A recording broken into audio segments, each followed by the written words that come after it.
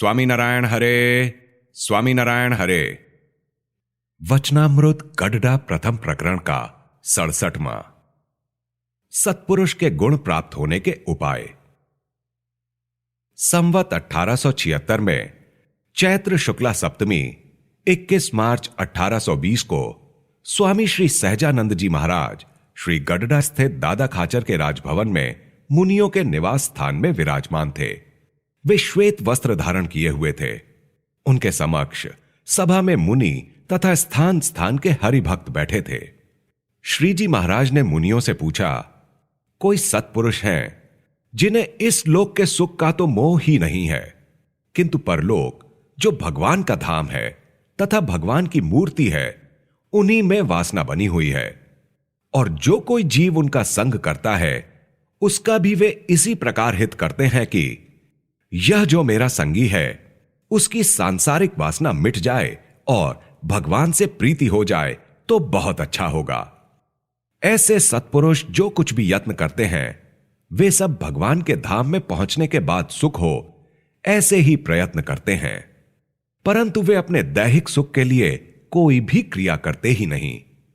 ऐसे सत्पुरुष के समान गुण मुमुक्षु में किस प्रकार की समझ हो तो आ सकते हैं और किस तरह की समझ हो तो उसमें नहीं आते।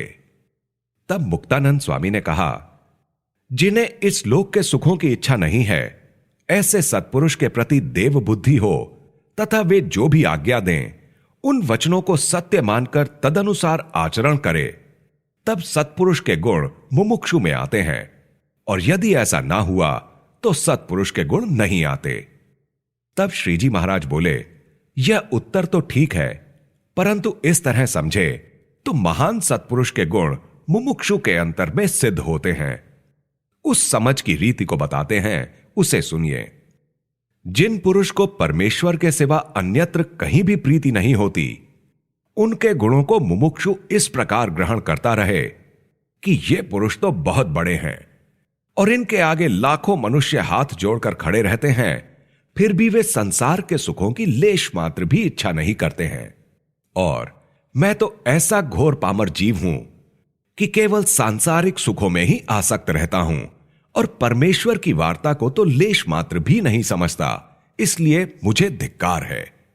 इस प्रकार की आत्मग्लानि करता हो तथा उन सत्पुरुष के गुणों को ग्रहण करता हो तथा अपने अवगुणों पर पश्चाताप करता रहता हो, तत्पश्चात ऐसे पश्चाताप करते करते उसके हृदय में वैराग्य उत्पन्न हो जाता है। इसके बाद उसमें सत्पुरुष जैसे गुण आते हैं। अब जिसके हृदय में सत्पुरुष के गुण बिल्कुल नहीं आते, उसके लक्षण कहते हैं, उन्हें सुनिए।